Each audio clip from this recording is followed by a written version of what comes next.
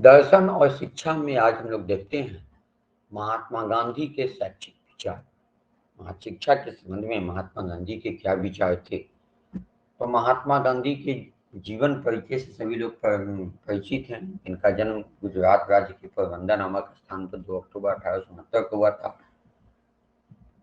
और इनकी माँ भी अत्यंत धार्मिक महिला थी। 13 वर्ष की आयु में इनका विवाह कस्तूरबा से हुआ था। और इनकी शिक्षा की बात की जाए तो प्रारंभिक शिक्षा पोरबंदर में हुई। जब गांधी जी 7 वर्ष के थे तब इनके पिता दीवान होकर राजकोट गए। उनको वहां एक पाठशाला में दाखिल कराया। गांधी जी का प्रारंभ से ही माता पिता की सेवा में मन लगता था। विद्यालय समय में उन्होंने श्रवण पृथ्वी भक्ति नाटक पढ़ा, जो श्रवण का जो पृथ्वी भक्ति था, एवं सत्यवादी हरिश्चंद्र नाटक देखा, जिसके फलस्वरूप उनके मन मस्तिष्क पर सत्य का बीजारोपण समूल जीवन के लिए हो गया। 1885 में इन्होंने मैट्रिक की परीक्षा पास की और श्यामल दास कॉलेज भावनगर में उच्च शिक्षा प्राप्त करने हेतु प्रवेश लिया। कॉलेज की शिक्षा में मन न लगने के कारण उन्होंने बैरिस्ट्री की शिक्षा प्राप्त करने के लिए इंग्लैंड को प्रस्थान किया। 1891 ईस्वी में बैरिस्ट्री पास करके भारत आए एवं दक्षिण अफ्रीका वकालत करने गए। सन 1893 में गांधी जी दक्षिण अफ्रीका गए। वहां पर उन्होंने भारतीयों की दशा सुधारने के लिए आंदोलन चलाया। गांधी जी ने यही सत्य और अहिंसा के सिद्धांतों को व्यावहारिक रूप प्रदान किया। कहाँ? अफ्रीका में। और गांधी जी ने यहाँ टॉलस्टॉय आश्रम की स्थापना की। कहाँ की थी? दक्षिण अफ्रीका। गांधी जी सन 1914 ईस्वी में पुनः भारत आए। यहाँ आकर भारतीय स्वतंत्रता संग्राम आंदोलन में कूद पड़े। स्वतंत्रता आंदोलन को एक नया रूप दिया। उनके नेतृत्व में भारत ने 15 अगस्त 1947 को स्वतंत्रता प्राप्त की। लिए इनके संक्षिप्त जीवन परिचय। अब इनके जीवन दर्शन को देखें तो गांधी जी का जीवन दर्शन जैसा उदाहरण मानव जाति के इतिहास में दूसरा नहीं मिलता।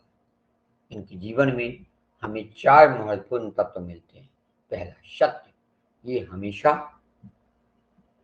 सत्य अपने जीवन का सर्वश्रेष्ठ सिद्धांत मान के चले थे। विचार में सत्य, भाषण में सत्य और कार्य में सत्य होना चाहिए। ये इनके जीवन का मूल दर्शन था।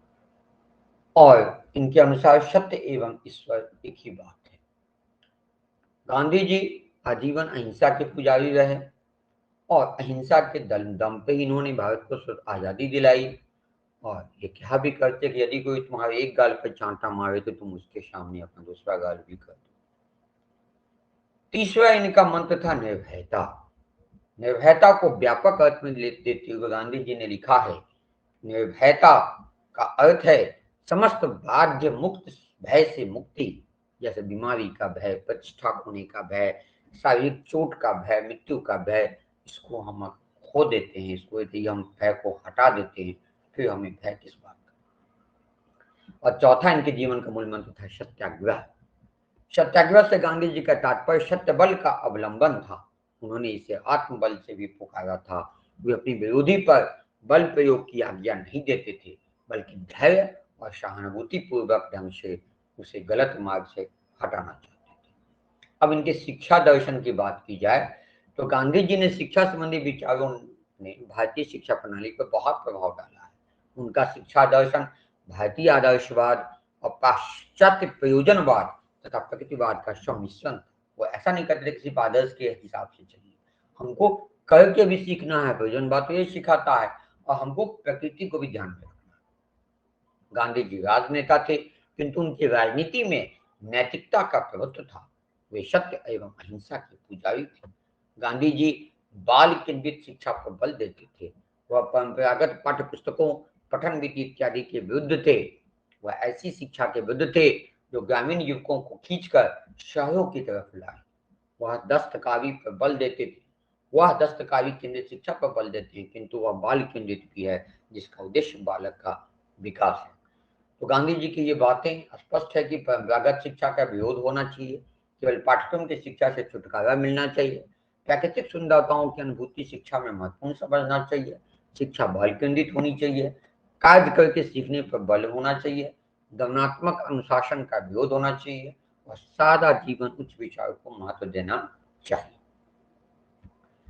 गांधी जी ने शिक्षा के अर्थ को स्पष्ट करते हुए लिखा है कि शिक्षा से मेरा अभिप्राय उन सर्वश्रेष्ठ गुणों का प्रकटीकरण है जो बालक और मनुष्य के शरीर, मस्तिष्क और आत्मा में विद्यमान है।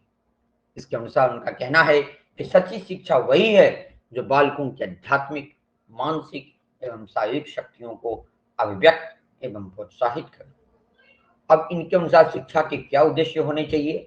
तो गांधी जी के अनुसार बालक को बड़े होने पर जीविका उपार्जन करने के योग्य बनाना, बालक को पवित्रता प्रदान करके उसे चरित्र का निर्माण करना, बालक को अपने व्यवहार में अपनी संस्कृति को व्यक्त करने का प्रशिक्षण देना, बालक की शारीरिक, मानसिक और आध्यात्मिक शक्तियों का विकास करके उसके व्यक्तित्व का सामंजस्यपूर्ण विकास करना, व्यक्ति को सब प्रकार की दास्ता से मुक्त करके उसकी आत्मा को उच्चतर जीवन की ओर ले जाना, ये इनका प्रमुख उद्देश्य था। और अंतिम उद्देश्य इनका शिक्षा से था कि गांधी जी ने शिक्षा के अंतिम उद्देश्य को इन शब्दों में व्यक्त किया है कि अंतिम वास्तविकता का अनुभव ईश्वर और आत्मानुभूति का ज्ञान है। अंतिम वास्तविकता का अनुभव ईश्वर और आत्मानुभूति का ज्ञान है। यह किनका विचार था? महात्मा गांधी। अब है कि गांधी जी ने अपने बेसिक शिक्षा के पाठ्यक्रम में किन किन विषयों पर स्थान दिया है? तो पहला है कि आधारभूत शिल्प होनी चाहिए, कृषि, कटाई, बुनाई, धातु का काम, लकड़ी का काम, ये होना चाहिए। दूसरा है कि मातृभाषा और राष्ट्रभाषा दोनों भाषाओं में शिक्षा होनी चाहिए, इस पे जोर दिया जा रहा है। तीसरा, गणित को पाठ्यक्रम में शामिल करना चाहिए। चौथा, कि सामान्य विज्ञान जैसे जीव विज्ञान, वनस्पति विज्ञान, शरीर विज्ञान, इसका अध्ययन होना चाहिए जो आज भी है। प्राकृतिक विज्ञान भी इसमें है। कला में ड्राइंग और संगीत को स्थान मिलना चाहिए। सामाजिक अध्ययन में इतिहास, भूगोल और नागरिक शास्त्र को, पॉलिटिकल साइंस को जगह मिलनी चाहिए जो आज भी है। हिंदी में जहां तक हो मातृभाषा ही हो, और शारीरिक शिक्षा में खेलकूद, व्यायाम होनी चाहिए। अब इनके अनुसार से शिक्षण विधि कौन कौन सी होनी चाहिए? तो शिक्षण के लिए इन्होंने रचनात्मक विधि, संगीत विधि, मौखिक विधि, सह संबंध विधि, क्रिया विधि, अनुकरण विधि, स्वाध्याय विधि को अपनाने पर बल दिया। इसके अतिरिक्त श्रवण विधि, मनन विधि, निधि ध्यासन की आवश्यकता के प्रयोग पर भी बल दिया। अब इनके अनुसार शिक्षक, शिक्षार्थी तथा विद्यालयों को इन्होंने किस प्रकार से सामंजस्य बैठाने का प्रयास किया है? तो इनके अनुसार शिक्षक को सत्य, अहिंसा, प्रेम, न्याय, सहानुभूति एवं श्रम का पुजारी होना चाहिए। उसे चरित्रवान, कर्तव्यनिष्ठ, धार्मिक, संयमी, विषय का पूर्ण ज्ञाता, जिज्ञासु होना चाहिए, तभी वह छात्रों का आदर्श स्वयं अनुकरणीय हो सकता है। गांधी जी भी बाल केंद्रित शिक्षा के समर्थक थे।